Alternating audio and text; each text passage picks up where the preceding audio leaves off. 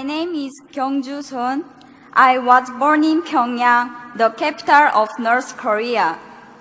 I came to South Korea in 2009.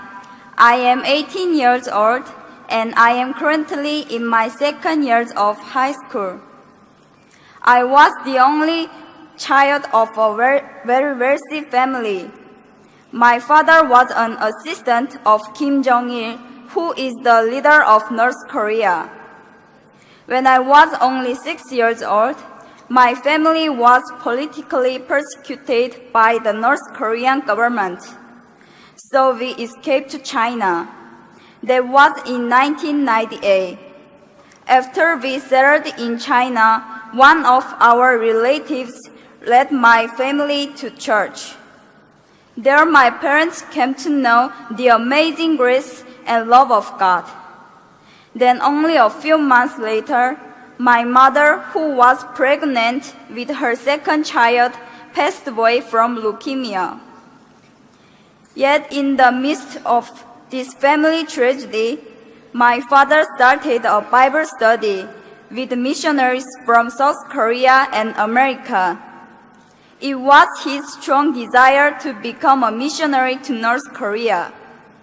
But suddenly in 2001, he was reported and arrested by the Chinese police and was sent back to North Korea, where he was sentenced to prison. He was forced to leave me behind, but the 3 years he served in prison only made my father's faith stronger. He cried out to God more desperately rather than to complain or blame him.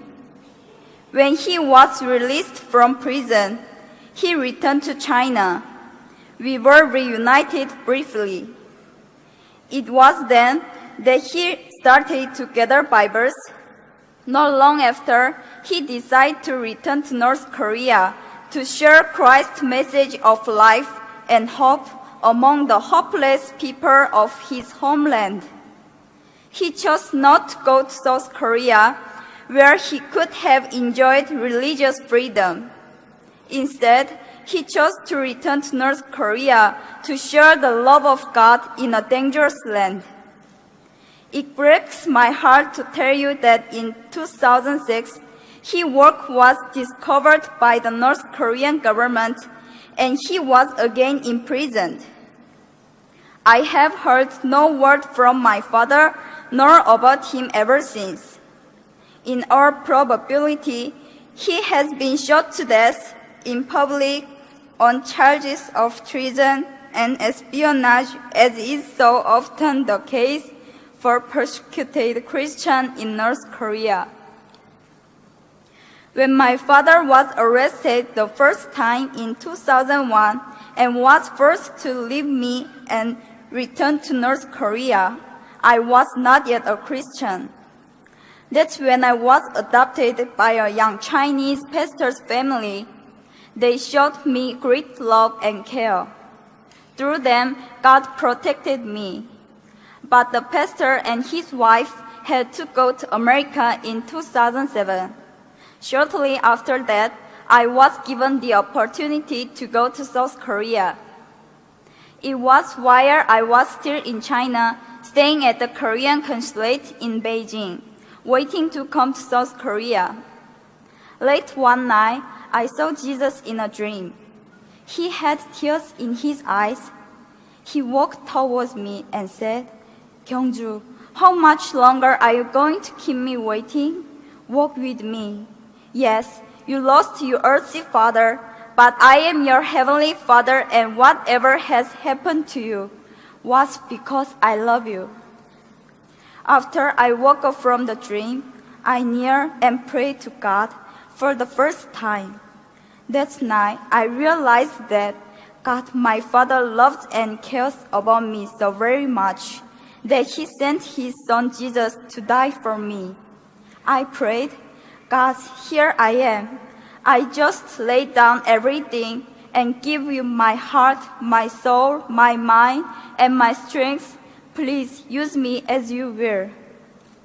Now, God has placed deep in my heart a great love for North Korea.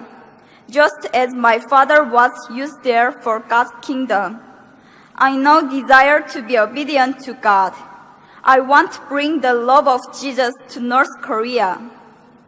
I look back over my short life and I see God's hand everywhere. 6 years in North Korea, 11 years in China, and the time of being here in South Korea.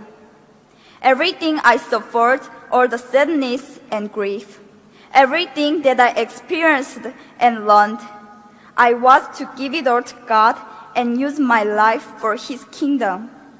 I hope to honor my Father and to bring glory to my Heavenly Father by serving God with my whole heart.